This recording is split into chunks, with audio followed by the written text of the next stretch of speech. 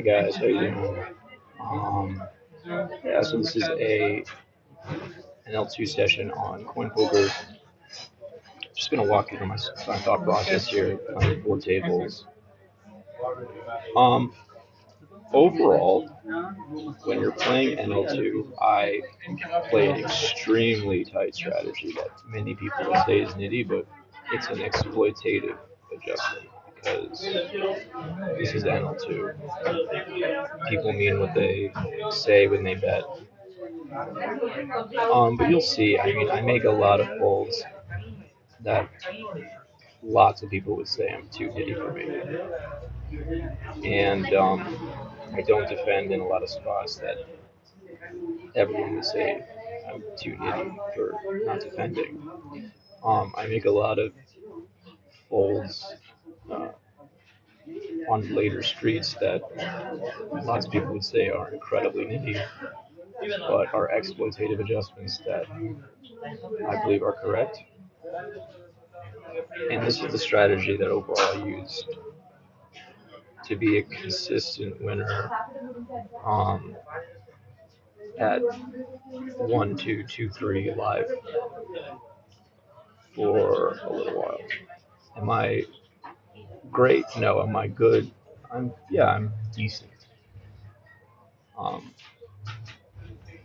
I made about 6K in like a few months playing live in casinos in Los Angeles with this strategy. NL2 on coin poker is harder than that. It's probably, and this again is debatable, this judgment, but it's about as hard as NL 1000 in a casino, if not harder, depending on the lineup. So if you can beat this, you can absolutely be a winning player at the smallest stakes live. It's good practice for that, which I think is why a lot of people play this, because I don't understand. I mean, this is in all practical when it comes down to practicality, this is a waste of time. I mean, why would you play when it's this difficult for such little money? There's not a real reason why. And that's actually a big reason why I tilt, because I get so bored. And I start thinking about like practicalities of this. Like I feel like I'm wasting my time, and I go into like an existential depression about why am I spending my time playing this. Maybe other NL2 grinders can relate. That even exists in NL2 grinder. So yeah, I'll just walk you through my thought process. I think I'm going to start off with actually my name. I think this is important. I think when the reason why I called myself the biggest one is I tried to pick a name online. This is for online poker, obviously. We don't have a name playing live. But I tried to pick a name that was triggering because think about this: if I have a giant stack that is the biggest stack, and then my name is the biggest one, and it has like a huge stack, um, like that's gonna be potentially triggering.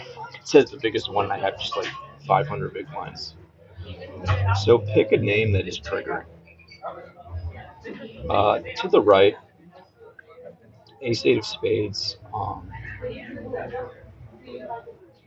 Yeah, I'm. This is a well. Here's the deal. You don't have. You can just fold this. Um, and I'm actually going to fold this. And here's why. Even though this is what people would say defend. This guy's an 8-0. It's only over 12 hands, but it's something. This guy, Mark Cluck, is going to. He's in the pot. He's probably going to limp call, but I'm out of position versus two players with a drawing hand ultimately, and this is NL2. So that's totally fine to call there. Like he shoves, and you're not happy stacking off with ace anyway. That's obviously lucky that I folded and he happened to shove. He's not going to do that a lot, but that's what I mean. Like, there's lots of places where you can play like you don't defend at this limit, and I think it's good.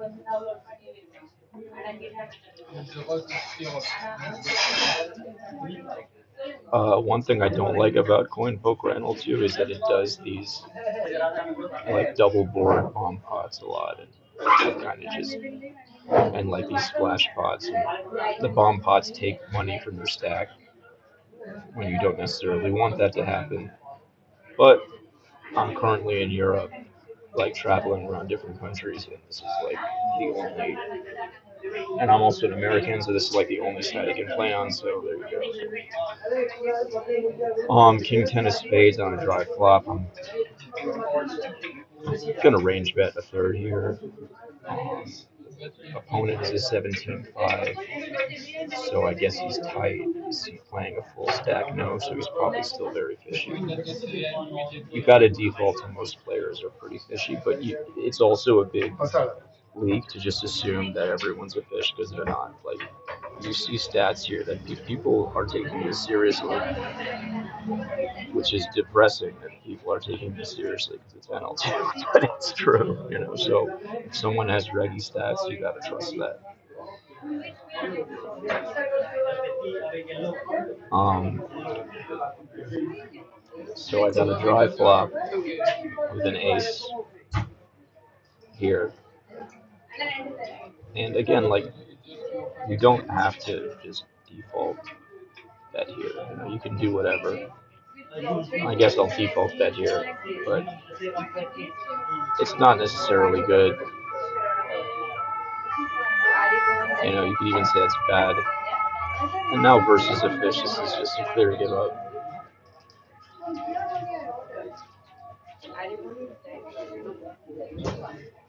I guess we did have, you know, a one-liner too. We had one card to give us a straight, so maybe it's better to bet on that flop, but it doesn't really, you know, I don't know.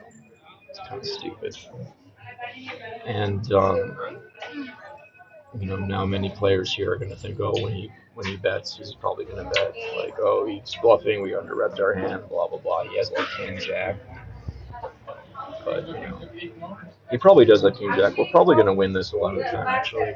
So we'll see what happens. Yeah, he just had bullshit. That's like a pretty standard line, but again, a lot of people would say that's like too nitty. I think. On the top right, that's funny. He bets 4 cents and goes all in.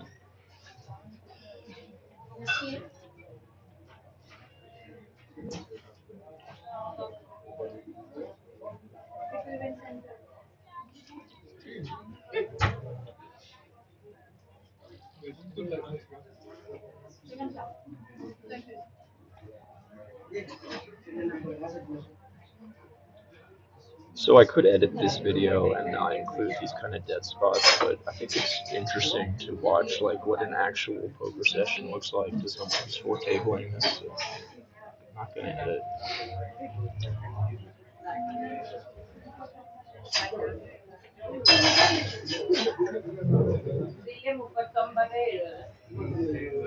Also, you know, kind of just trying to capture everything.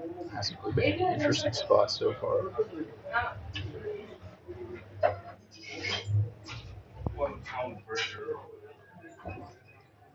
I think because I'm not really okay. So I have aces in one of these double board spots.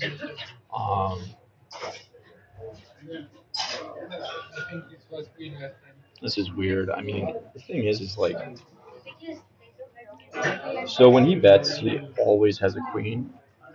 So we're only winning on one board, but our hand is still too. I mean, it has to be a call.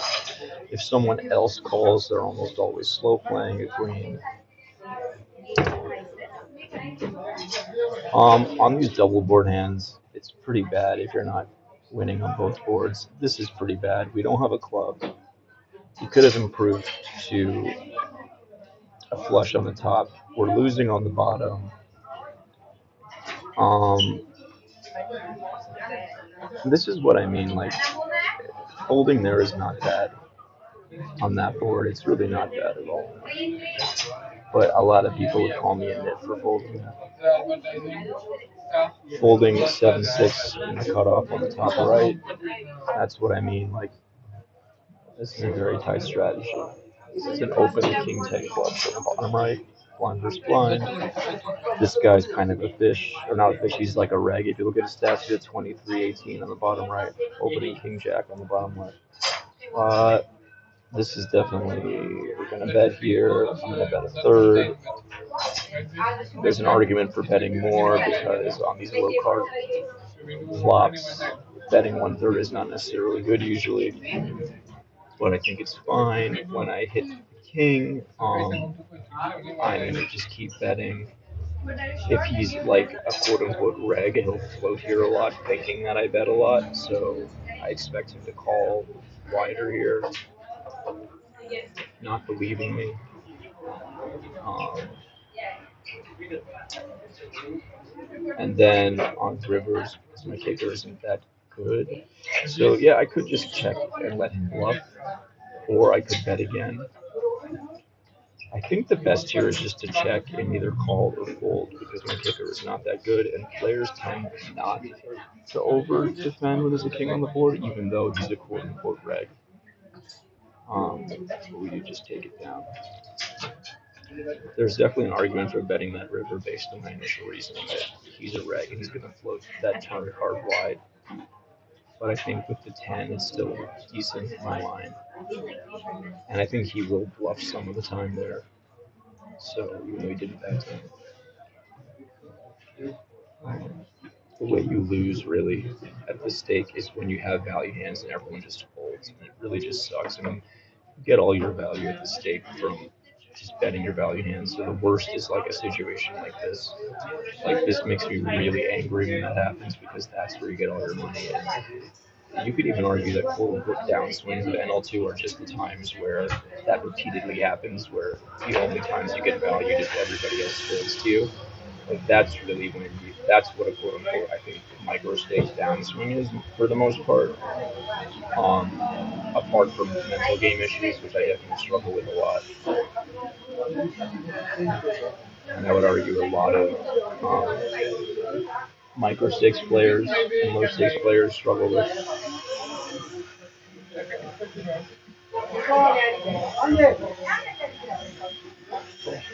So I think I'm gonna cut the video there. It's 12 minutes. I don't know if anyone wants to watch more than that, but that's like a general overview of my thought process of these stakes. Oh, I played one more hand because I got a playable hand up there on the top right. The king kind of diamonds and the blinds.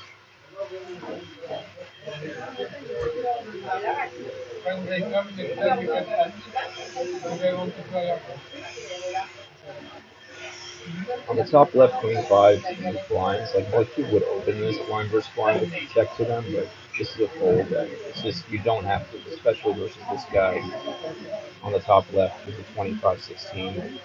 You don't have to gain marginal spots here. Blind versus blind on this board. I'm gonna bet a third. It's pretty dry. We have two overs and a backdoor flush draw and straight draw. He raises. He's kind of a quote unquote reg. Again, here it's like, do you call this with a backdoor flush and straight? Is he gonna attack this small bet on this board? Yes, he will. We're out of position. We don't have to get involved in spots like this. Just having two overs and a backdoor flush is not good enough. So I'm just gonna let this go. And yeah, so that's NL2.